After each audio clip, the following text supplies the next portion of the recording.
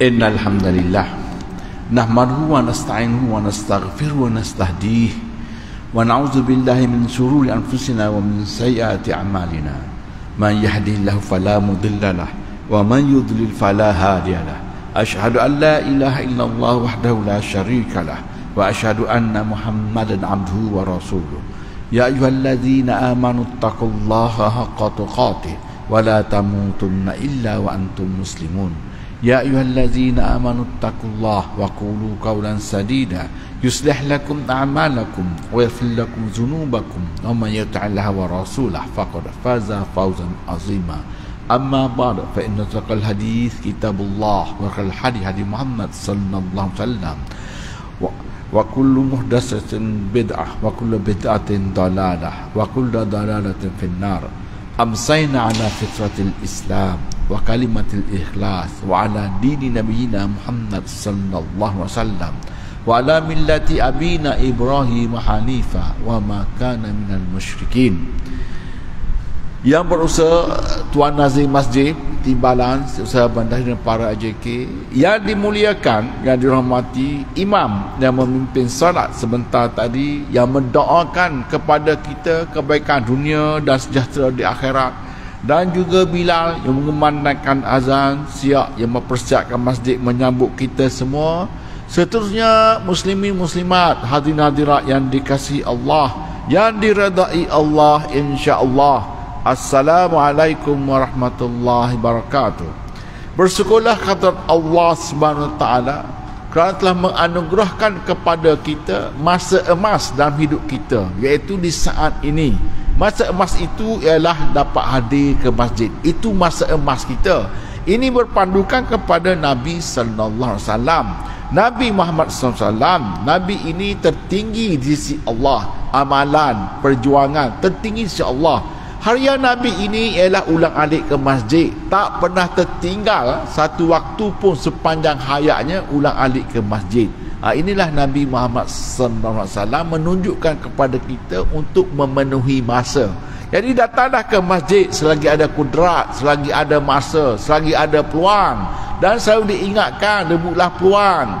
Lapang sebelum sibuk, muda sebelum tua. Akhirnya sekali, hidupmu sebelum matimu. Rebutlah peluang ini, datanglah ke masjid seperti mana Nabi Muhammad SAW hadir ke masjid.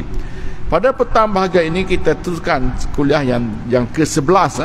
Tajuk yang ke-11, tajuknya ialah menalkin mayat dengan kalimah la ilaha illallah. Menalkin di sini ialah menuturkan kalimah la ilaha illallah kepada orang yang hampir meninggal ataupun ketika nazak. Dalam adat kita, talqin ini juga disebut juga talqin apabila dikubur, apabila selesai diwafatkan, selesai ditimbus dan selesai dikebumikan, imam akan baca talqin. Itu talqin dikubur lain. Di sini ialah talqin dengan kalimah la ilaha illallah. Talqinlah kepada lakinu mautakum la ilaha illallah. Talqinlah kepada orang yang hampir mati ketika nazak di antara kamu ini dengan kalimah la ilaha illallah. Di sini diterangkan besar sekali manfaat talqin itu, besar. Dan dia merupakan sunnah daripada turun temurun. Teramat besar talqin la ilaha illallah. Pertamanya ialah supaya orang yang hampir mati itu kembali segar dengan kalimah la ilaha illallah sebagaimana dia lafaz sebagai seorang Islam. Dan kalimah la ilaha illallah selalu dilafaz dalam solat, iaitu ketika tahiyat awal dan tahiyat akhir. Asyhadu an la ilaha illallah wa asyhadu anna Muhammadar Rasulullah. Besar sekali kerana kalimah itu segar dalam hati. Apabila kita ingatkan kepada dia akan hati itu kembali segar dan dilafazkan oleh lidah. Dilafazkan oleh lidah. Kalimah itu di hati, bukan di lidah. Lidah itu akan lafazkan. Apabila dikatakan apabila seorang itu hampir wafat, malaikat akan lihat kalimah itu di hati. Kalau tak ada di hati, dia akan lihat di bibirnya, kerana orang itu akan melafazkan kalimah la ilaha illallah. Antara yang terbesar kalimah ini, la ilallah, dapat menghalau syaitan ketika itu. Syaitan ketika itu datang kepada seseorang yang hampir wafat, akan datang. Dia datang menjelma seperti ibunya.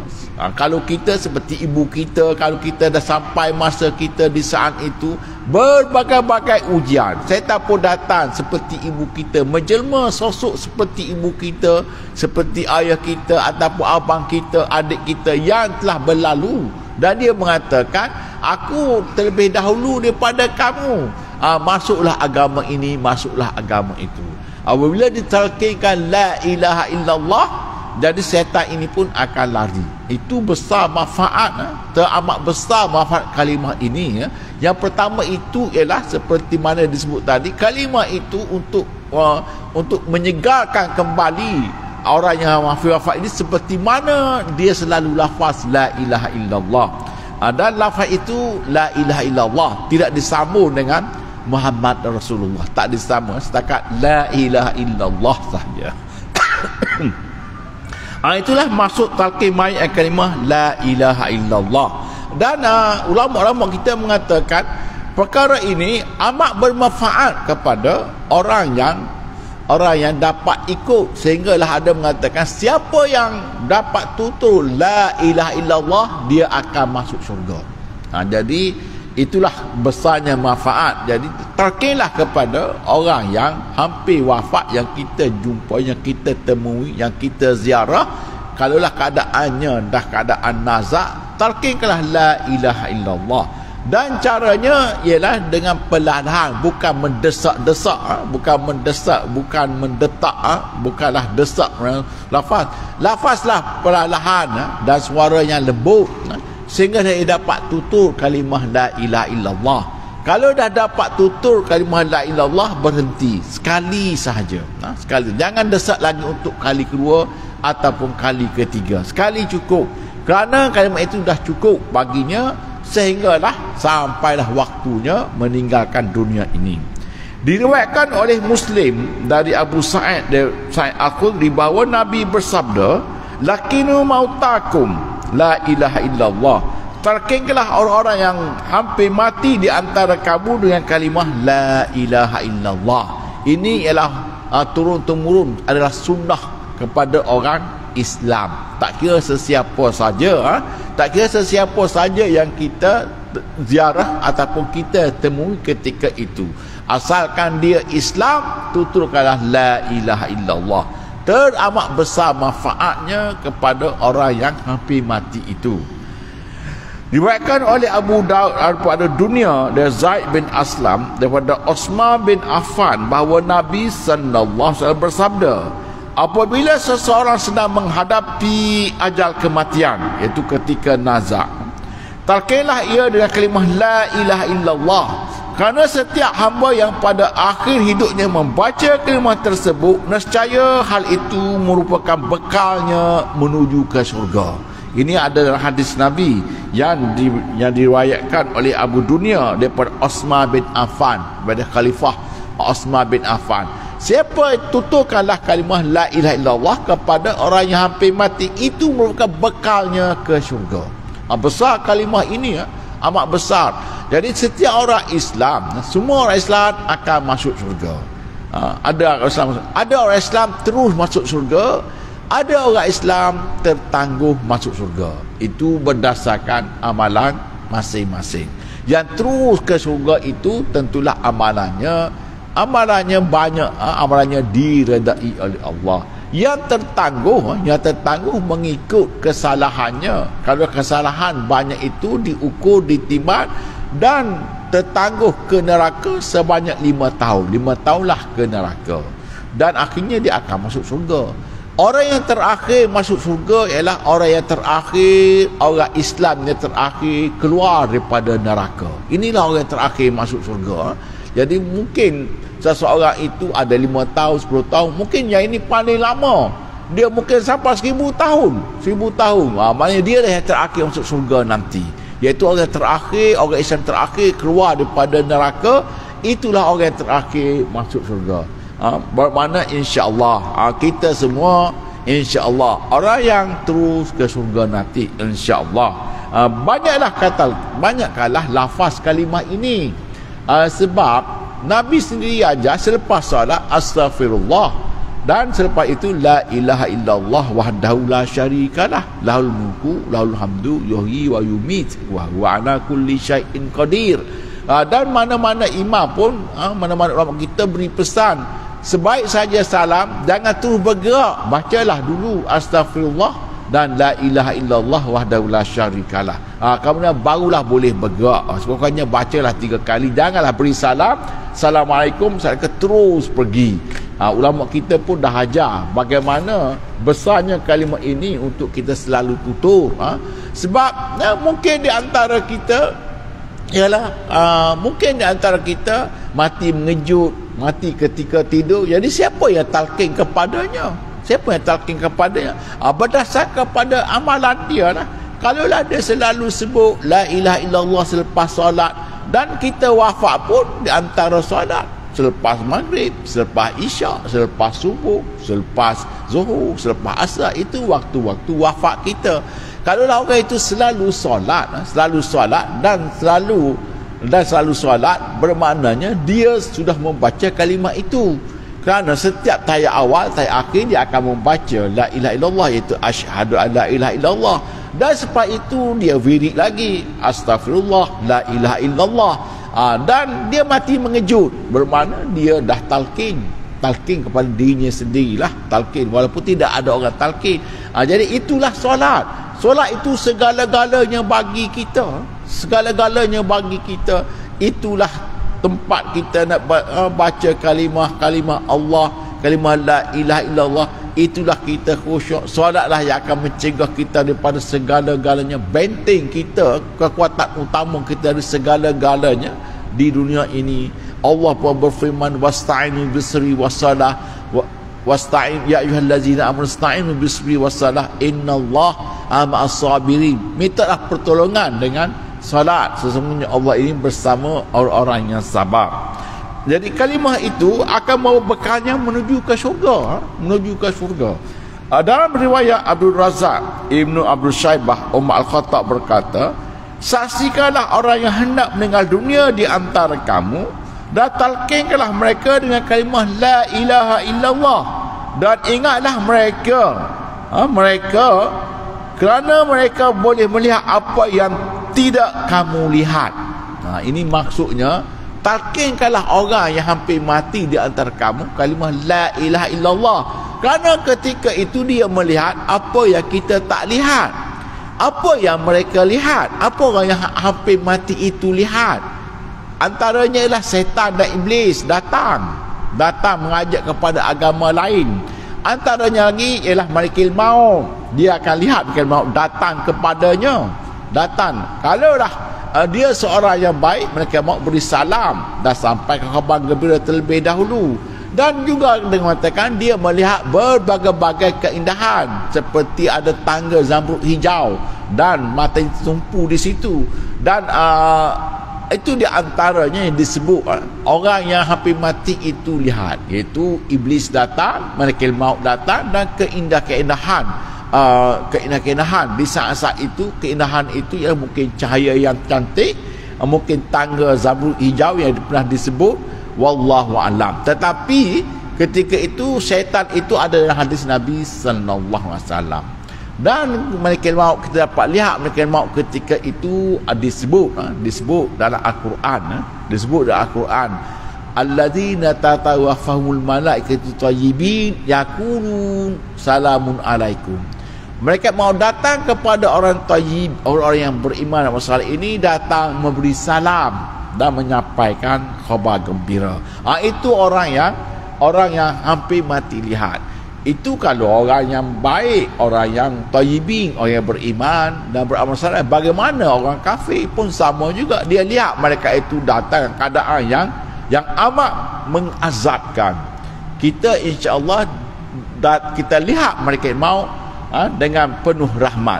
Tapi yang satu lagi itu iblis, setan. Ketika itu dia datang, apabila ditalqinkan la ilaha illallah, setan ini akan lari. akan lari apabila distalkinkan la ilaha illallah. Itulah dia katakan mereka melihat apa yang kamu tak lihat.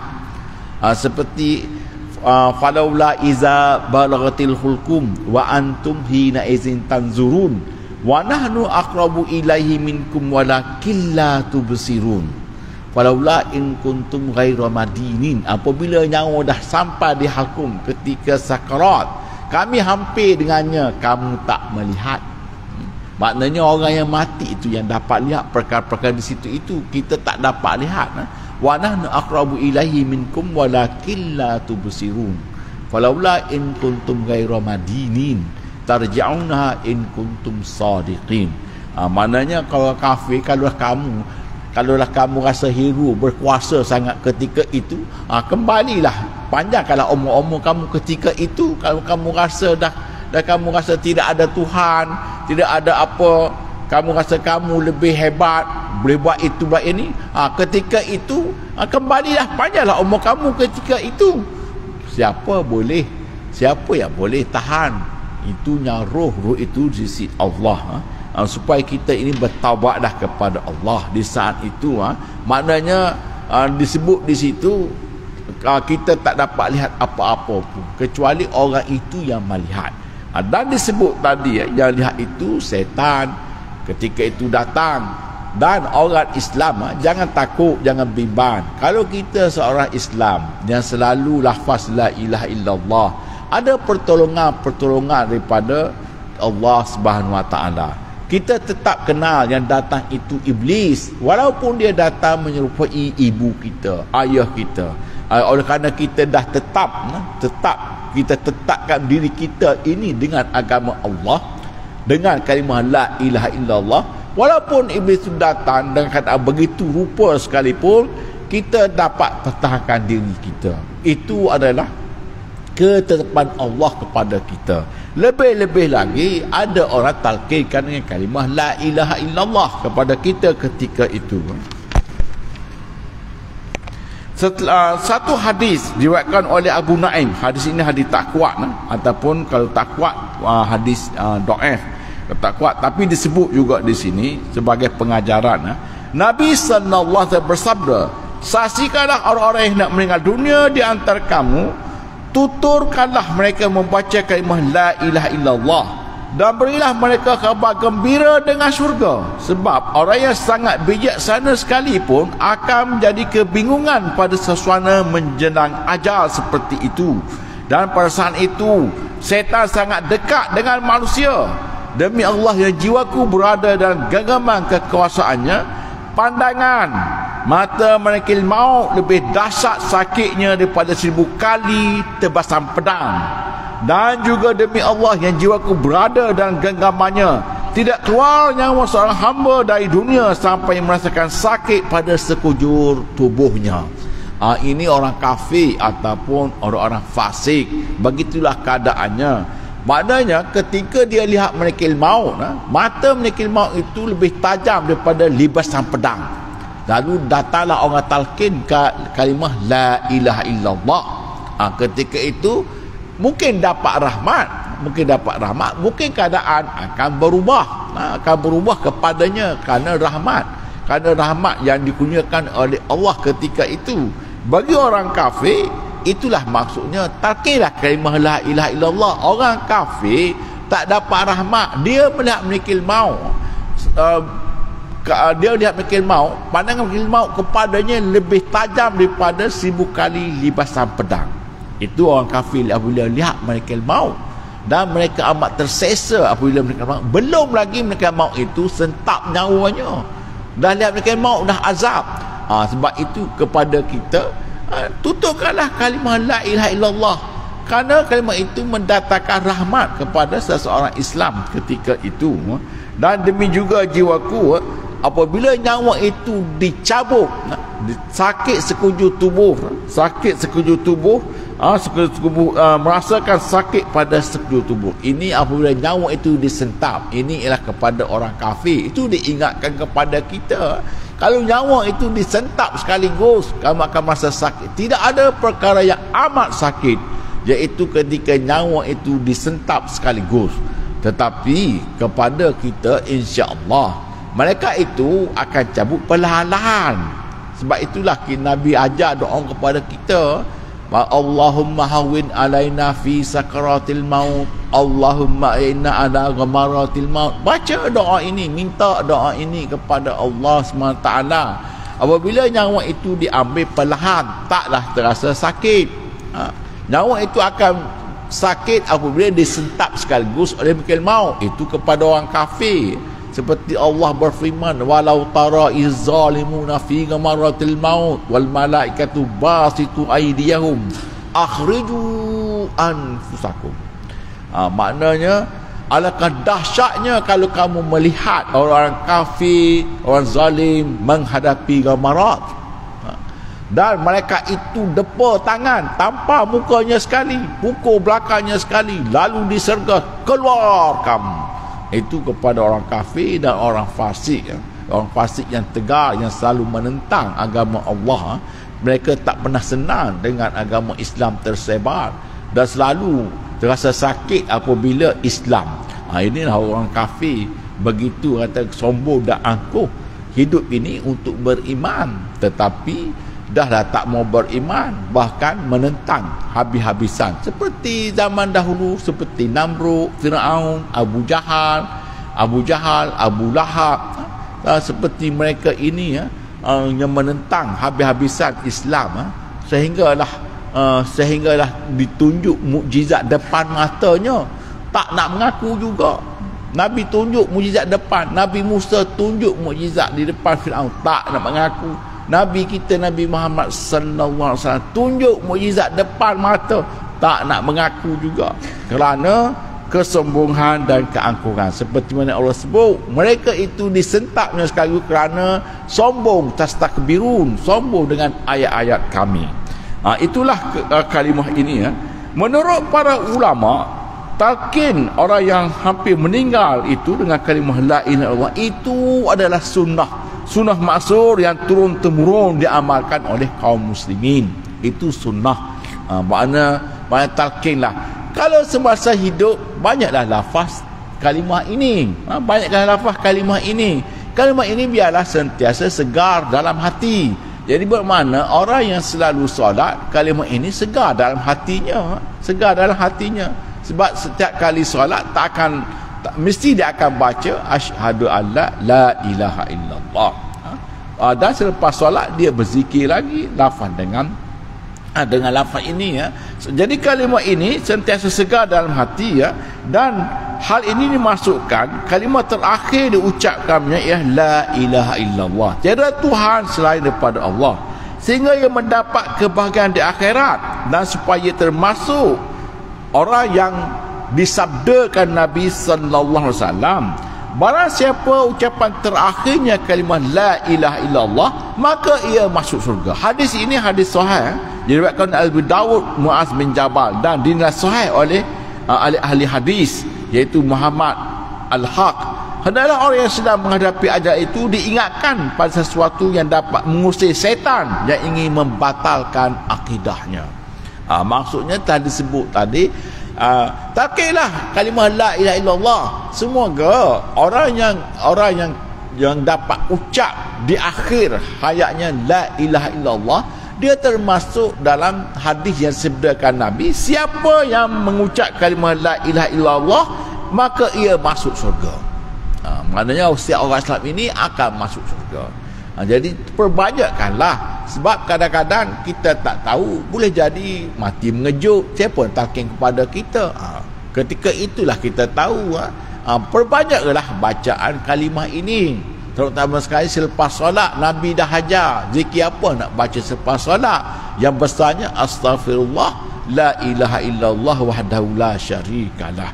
Selalu baca ini, baca ayat-ayat kursi, Allahu la ilaha illallah wal hayyul qayyum, itu pun termasuk dalam kalimah la ilaha illallah. Baca selalu qul huwallah, termasuk kalimah la ilaha illallah. Mana-mana hadis yang menyebut la ilaha illallah, bacalah hadis itu. Itu juga termasuk kalimah la ilaha illallah. Kerana kalimah ini besar artinya kepada setiap orang Islam, sehinggalah disabda sehinggalah ada sabda Nabi, siapa yang ucapan terakhir la ilaha illallah, ia masuk surga. Jadi kita hidup ini, kita orang Islam hidup ini untuk sampai ke surga. Biarlah hidup kita ini, hidup ini sampai hidup di syurga. Itulah orang Islam yang diajar oleh Al-Quran, disebut Al-Quran. Hidup kamu di dunia ini biarlah sampai hidup di syurga. Nabi pun sebut hidup di dunia ini, biarlah hidup di dunia ini, biarlah hidup ini sampai hidup di syurga. Kalau tak masuk syurga, rugilah. Itulah dikatakan wal as innal insana lafi khusr, demi masa manusia ini rugi. Kenapa rugi? Rugi tak dapat masuk surga. Diberi masa semasa di dunia ini, ya, diberi masa untuk kamu capai surga. Tapi di masa itu kamu abaikan dengan kekafiran, kamu abaikan dengan kesombongan kamu abaikan dengan kefasikan, dengan kesombongan, sehingga kamu langsung tak mau beriman. Siapa yang untung? Iaitu orang beriman dan beramal saleh yang untung. Kerana hidup dunia ini sampai hidupnya di syurga. Orang kafir apabila masuk neraka, Allah kata ulaika humul khasirun, itulah orang-orang yang rugi. Kerana mereka mempersia-siakan masa semasa diberi masa. Tidak harga langsung masa baginya, iaitu masa itu amat berharga sekali bagi kita. Itulah selalu disebut, kalau ada puan datang ke masjid, datang. Jangan tak datang. Nabi tak pernah tinggal hadir ke masjid. Apabila orang yang telah menghadapi ajal tersebut sudah membaca kalimah syahadat, janganlah suruh menangis supaya tidak merasa gelisah. Para ulama tidak suka memperbanyak talqin dengan cara terus mendesak. Maksudnya adab. Antara adabnya, apabila kita talqinkan seseorang itu dan dia dapat tuturkan dengan baik, cukup, maknanya sudah.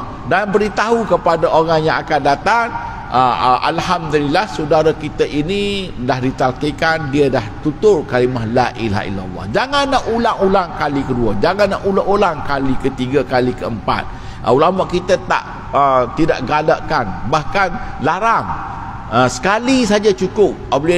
Sebab dia dah keadaan nazak dan dituturkan kalimah itu dah kira yang terakhir baginya. Kalimah terakhir baginya dia lafazkan.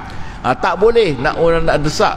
Kerana ada sebab ni disebut, talqinlah kalimah la ilaha, jika sudah mengucapkan maka biarkanlah dia. Itu dikemukakan kitab Al-Baghawi dan Syarah As-Sunnah.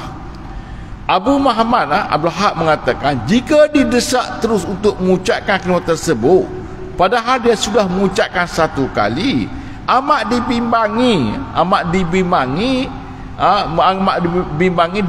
dimanfaatkan oleh syaitan, sehingga menyebabkan ia menjadi terpengaruh dengan su'il khatimah. Antara sebabnya, apabila kita desak pula kali kedua, takut bimbang, syaitan itu datang lagi kerana orang itu ada keadaan ialah apabila kita desak, mungkin dia keadaan huru-hara, ketika itu syaitan datang ambil manfaat. Sebab itulah amat dibimbangi, membuatnya rasa gelisah, dan keadaan gelisah huru-hara itu dimanfaatkan oleh syaitan. Itulah ulama kita kata cukup sekali, jangan nak ulang-ulang sekali lagi atau kedua kali. Kerana ketika itu sesiapa pun keadaan yang kata huru-hara ketika itu amat huru-hara, sesiapa pun huru-hara, dan keadaan huru-hara itu amat bimbang, takut syaitan pula ambil peluang keadaan huru-hara itu. Tujuan talqin ini ialah seseorang meninggal dunia dalam keadaan hatinya hanya ada Allah. Maknanya kita orang Islam beriman, dan insya-Allah di antara orang yang soleh, insya-Allah dalam hati kita selalu ada kalimah ini, sentiasa segar, seperti mana beriringan dengan degupan jantung. Berdengung jantung, la ilaha illallah, la ilaha. Itu orang Islam. Ataupun mungkin dia tasbih subhanallah, mengikut degupan jantung. Jadi kalimah itu sentiasa segar. Jadi apabila dia wafat, kembalikan kalimah itu, kembalikan kalimah yang ada dalam hati itu. Itu tujuannya, supaya hatinya hanya ada Allah. Ketika itu Allah sahaja. Seperti kita baca doa la ilaha illa anta, tidak ada yang lain kecuali engkau ya Allah. Ketika itu masalahnya jadi terfokus pada hati. Amalan hatilah yang diperhitungkan, yang boleh membawa keselamatan.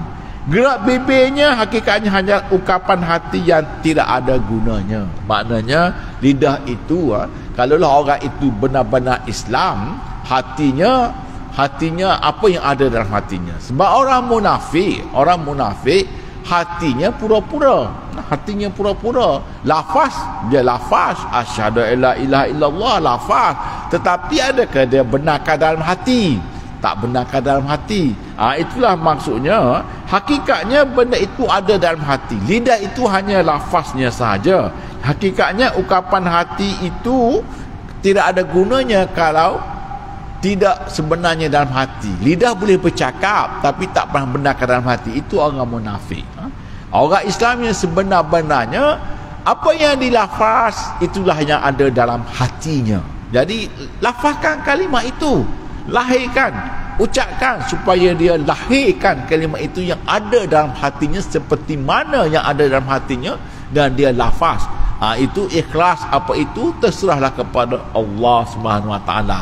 Karena ketika itu hanyalah ada Allah sahaja. Menurut Imam Qurtubi, talqin boleh juga membaca hadis yang berkait kepada orang yang meninggal dunia. Boleh juga kita membaca hadis, terutama sekali kepada guru-guru, ulama-ulama. Apabila hampir mati, kita baca hadis yang ada kalimah la ilaha illallah. Kita baca. Ini seperti mana, sebagaimana contoh, seorang guru terkenal namanya Abu Zara'ah. Dia menghadapi ajal dan dia dikelilingi oleh murid-muridnya. Jadi murid-muridnya ketika itu berkumpul, marilah kita baca satu hadis. Dan mereka pun baca satu hadis daripada Muhammad Salamah, daripada Amr Sabah, daripada An, lalu dilafazkan hadis matan. Aku mendengar daripada Ad-Dahak bin Al-Mukhdim, daripada Abu Hashim, daripada Abu Humaid, daripada Saleh bin Gharib. Sampai di situ mereka semua terdiam kerana gurunya sendiri menyambung hadis itu. Aku pun menyambung hadis itu. Rasulullah bersabda, barang siapa yang terakhir kali dalam hidupnya mengucap kalimah la ilaha illallah, maka ia masuk surga. Maknanya anak-anak muridnya datang menziarahi gurunya ketika nazak. Jadi murid-murid ini, mari kita baca satu hadis. Hadisnya ialah hadis yang sebut tadi. Belum sempat hadis itu dibaca, gurunya sendiri menghabiskan hadis itu. Barang siapa yang terakhir dalam hidupnya mengucapkan kalimah la ilaha illallah, maka ia masuk surga. Itu kepada ulama ataupun guru-guru yang selalu mengajar. Boleh talqin sedemikian. Ada juga kisah apabila ditalqinkan, dia baca apa? Dia baca qul huwallahu ahad. Baca qul huwallahu ahad pun maknanya samalah juga la ilaha illallah, tetapi mungkin dia suka baca qul huwallah, dia selalu baca qul huwallahu ahad, qul huwallahu Allahus samad. Bertalqinkan dia, itu yang dia baca. Itu pun dikira kalimah la ilaha illallah, dikira la ilaha illallah. Sebab ada orang yang apabila ditalqinkan, dia baca ayat-ayat Quran yang lain, tapi maksudnya ialah la ilaha illallah. Seperti yang berlaku kepada seorang ulama, dia datang menjenguk orang yang sakit. Kemudian orang itu talqin yang baca la ilaha illallah. Lalu dia pun membaca wa alzamahum kalimat taqwa wa kanu ahaqqa biha wa ahlaha. Maksudnya Allah mewajibkan kepada mereka kalimat takwa, dan adalah mereka berhak dengan kalimat takwa itu patut memilikinya. Maknanya kalimat itu, kalimat takwa itu maksudnya kalimah la ilaha illallah. Maknanya kita talqin seseorang, dia baca ayat Al-Quran, dia baca Al-Quran yang bersangkut paut dengan kalimah la ilaha illallah, itu pun dah kira cukup. Jangan nak desak-desak untuk kali kedua, kali ketiga. Kerana seperti disebut tadi, kerana ketika itu huru-hara, keadaan huru-hara diamat bimbang, takut syaitan ambil peluang kali kedua. Melihat Al-Junaid, kononnya ketika Al-Junaid, kini kisah yang ketiga, ketika Al-Junaid hendak meninggal dunia, dia dituturkan kalimah la ilaha illallah, dituntun kalimah, tetapi Al-Junaid malah menjawab, aku belum lupa dan aku ingat terus. Orang dituturkan kalimah la ilaha illallah, apa yang dia jawab, aku belum lupa kalimah ini. Mungkin dia baca lah, dia baca dalam hati, kita tak dengar, wallahu a'lam. Menurut Imam Qurtubi, talqin orang yang akan mati itu mengingatkan kembali pada kalimah syahadat, merupakan perkara yang besar dan harus, walaupun bersangkutan dengan keadaan yang sedar. Diriwayatkan oleh Al-Hafiz An-Nu'im, Nabi bersabda,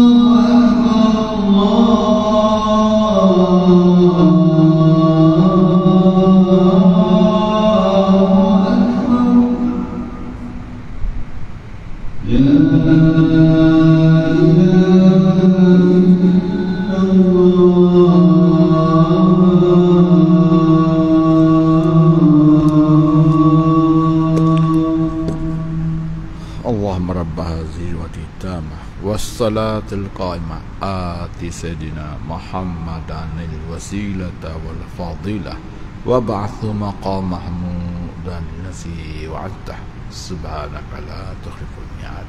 InsyaAllah kita sambung lebih kurang 2-3 minit. Kita nak habiskan satu hadis ni. Nabi bersabda, Nabi Muhammad sallallahu alaihi wasallam bersabda, hadirlah pada orang yang hendak yang akan mati di antara kamu, talkinlah mereka dengan khabar dan surga, khabar gembira dan surga. Kerana pada situasi menjema kematian itu, orang yang sangat bijaksana, baik lelaki maupun wanita, akan kebingungan. Dan syaitan sangat dekat pada manusia. Demi Allah yang jiwaku berada dalam genggamannya, pandangan malaikat maut itu lebih dahsyat sakitnya daripada 1000 kali pukulan pedang. Demi Allah jiwaku berada dalam genggamannya, setiap nyawa hamba keluar daripada dunia, rasa sakit akan melanda sekujur tubuhnya. Hadis ini dah disebut sebelum padanya. Begitulah keadaan dan manfaat talqin.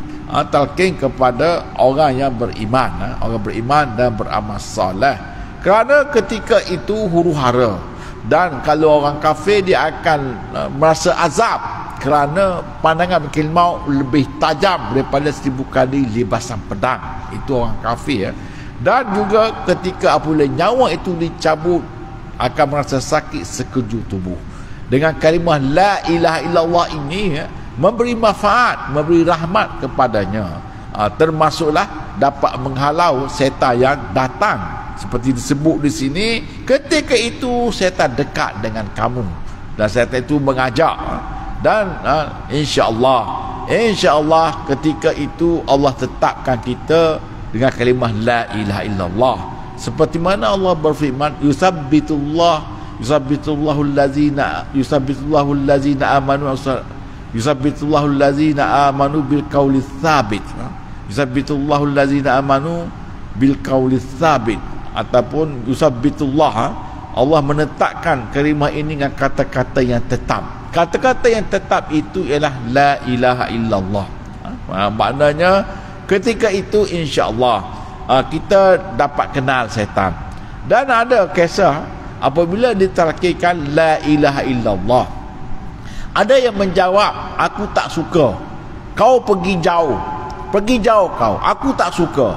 Sebenarnya orang itu sedang bergaduh dengan iblis, bukan tidak mahu menjawab apa yang kita tuturkan. Kita talqinkan la ilaha illallah, apa yang dia jawab, aku tak mahu, pergi jauh kamu. Ketika itu dia menghalau syaitan, kerana dia kenal, orang Islam tetap kenal syaitan. Apabila dia sedar, apabila dia sedar, dia kembali bercerita, sebenarnya bukan aku tak dengar, ketika itu aku bergelut dengan syaitan.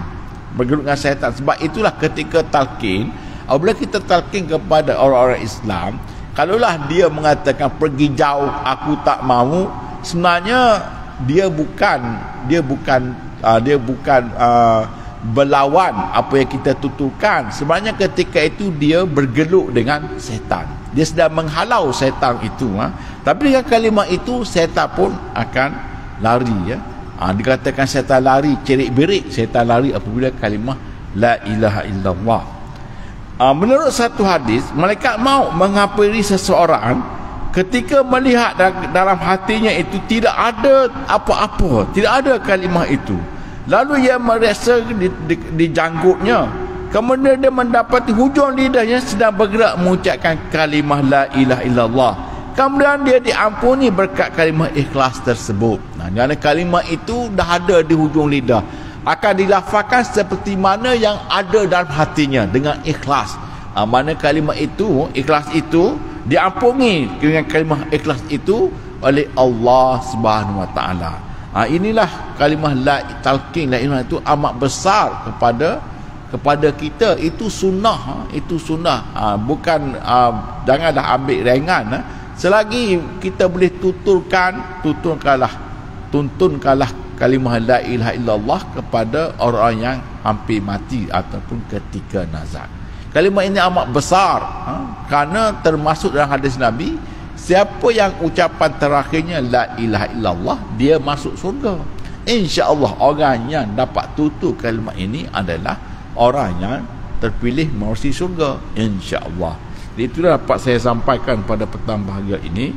Apa yang baik itu hidayah Allah SWT, yang buruk itu daripada saya sendiri. Semua maaf jika terkasar bahasa, dan kita tangguh sesi ini dan tasbih kafarah dan surah wal asr.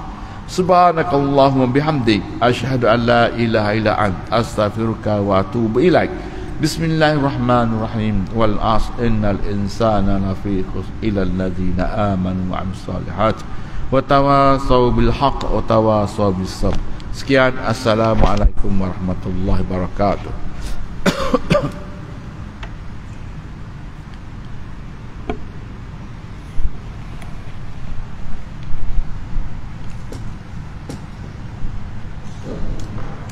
Allahu akbar, Allahu akbar. Asyhadu an la ilaha